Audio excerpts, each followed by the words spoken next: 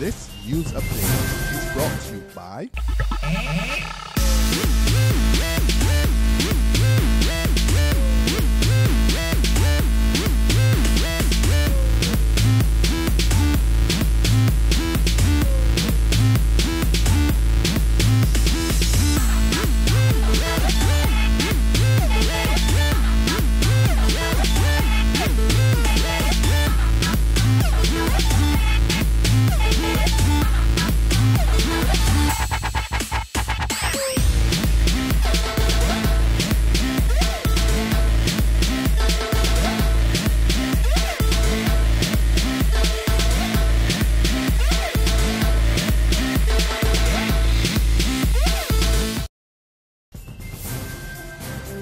This is the Noon Barbados Today update for Thursday, June 19th, 2014. I'm Dawn Paris. Good afternoon.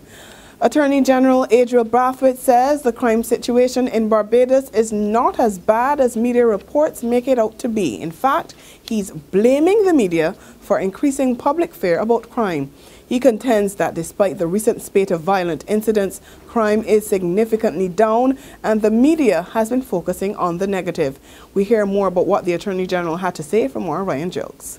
He said point blank that the fear of crime was equally devastating, if not more so, than the crime itself, adding that the media in this regard had to hold some of the blame. Brathwaite said that no matter how he and other officials presented the statistics to show that crime was significantly down in terms of the actual reported cases, this is never really what is highlighted, pointing to what happened in St. Lawrence Gap recently in the instance of the British national who died following a stabbing incident, or even the recent shootings in the Ivy. Brathwaite said that these types of incidents are focused on and used to say that crime is up. He, however, admitted that yes, while there are some areas where the authorities have been having some difficulties, these were not new, and that interventions were being done, and these interventions would of course continue, so that, to use his words, we didn't have a generation of persons being involved in criminal activity coming forward. Reporting from the Accra Beach Resort in Christchurch, I'm Ryan Jills for Barbados Today. Thanks, Ryan. In other news, a symposium on child sexual abuse reveals that too many people are turning a blind eye to the problem.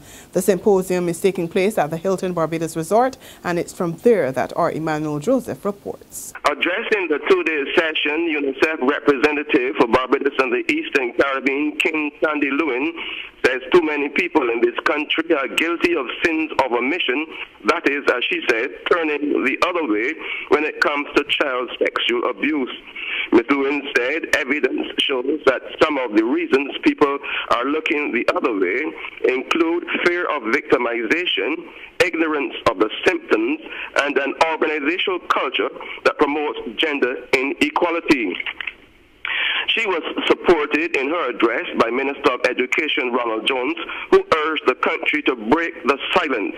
Jones says, even when there is suspicion, people need to say something. And in his welcome speech, Chief Education Officer Laurie King promised that the ministry would do everything possible to ensure that perpetrators of child sexual abuse are brought to justice. The symposium will be discussing symptoms of sexual abuse in secondary school students. It will also be looking at managing disclosures or suspicions of sexual abuse in intervention services for victims of sexual abuse, and an overview of the draft mandatory reporting on child abuse. From Hilton, Barbados, Emmanuel Joseph for Barbados Today.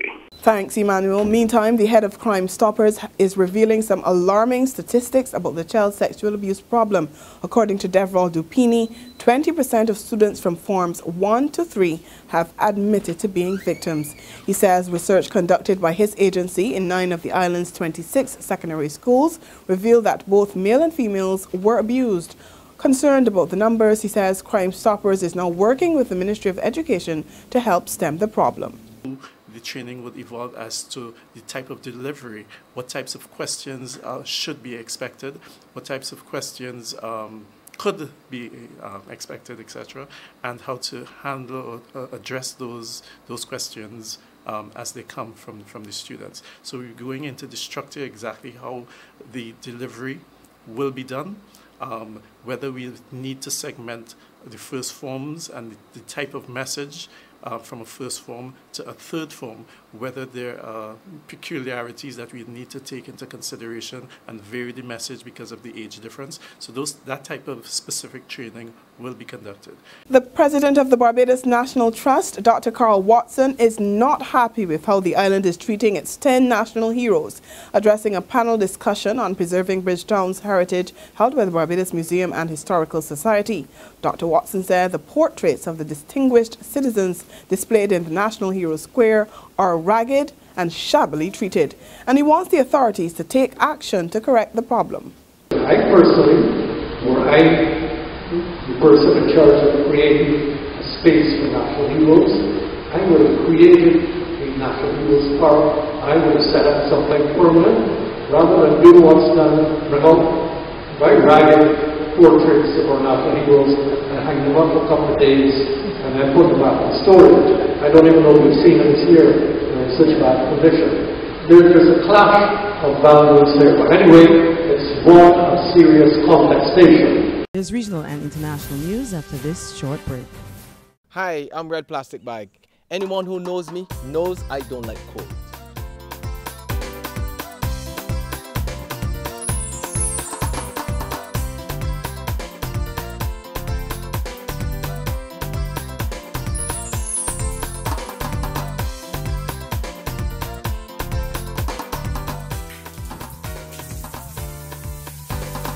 Sunshine reigns in my country. I love it.